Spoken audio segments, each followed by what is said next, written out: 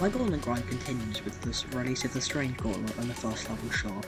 Everything about this level was quite strange, fittingly, and goofy, with the fun-feeling visuals and the song made this really fit the theme. I found the Mr. Baboo character at the end funny as well.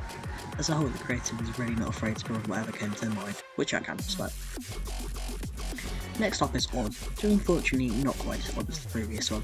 The strangeness is mainly limited to gameplay, which to be fair was not present in Trials. Every section did have new exciting gameplay aspects. If a level had the gameplay of Odd with the visuals of Char, that would be the perfect Gauntlet level in it. The third level was the pool rooms, which went in a completely different direction to anything else in the Gauntlet.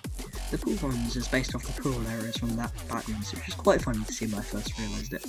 I'm not hugely familiar with the backrooms as a concept, but the level had an uncanny feeling matching the backroom pictures that I've seen. Levels like this where the creator thinks so far outside the box of perfect builds for the Gauntlets.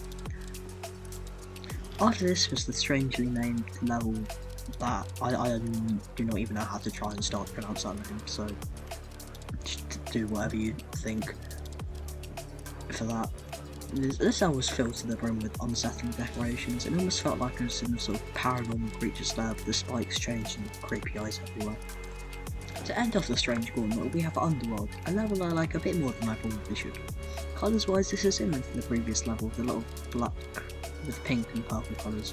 I'm a huge fan of the gameplay, particularly after the drop, with the curvy blocks and the warp square making the gameplay experience surprisingly stressful, yet very verbally indicates. Nice to see huge amounts of variety in this Gauntlet. There's not more creativity than some of the previous ones.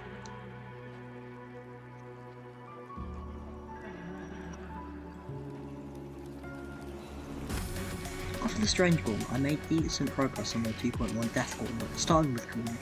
I'm not normally a huge fan of weather decoration, but this time the creator did a really good job making it feel like more, in this case, an ominous cave filled with monsters.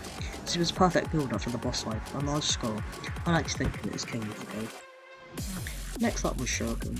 This is similar to Ghoul in the way it had both the glow gameplay and the boss fight, the Shuriken in the level name, but instead it took place in a sort of dojo area. Personally, I didn't like Shuriken quite as much as Ghoul, as I felt the decoration was a bit more generic and the boss wasn't as fleshed out, but it's personal preference really. Thirdly, we have Predator, which I was a huge fan of. This extends the boss idea throughout the whole level where you're constantly being tracked, as shown in the camera and TV error section. There are so many parts, and not many levels, such a phenomenal build up for the boss during the entirety of the level. This is probably in my top 5 favourite levels throughout the Gauntlets. The last level I beat for the Death Gauntlet was the first easy demon yet, a Dust. The level is somewhat well known as a decent beginner easy demon, and I can see why it's a nice introduction to gameplay you have to learn. Besides from that, there's not much to say about it, a pretty generic glow style level that I quickly beat. I was going to beat Sidestep for the final level of this episode, but it was the last level I had to beat before finishing this video off. It only took a little time in practice mode for me to realise the amount of time it would take for me to be a lot more than I wanted for this video, so I'll have to wait for later. Anyway, last episode I ranked every level I beat, and I'd like to make that a regular theme. So, here's my rankings.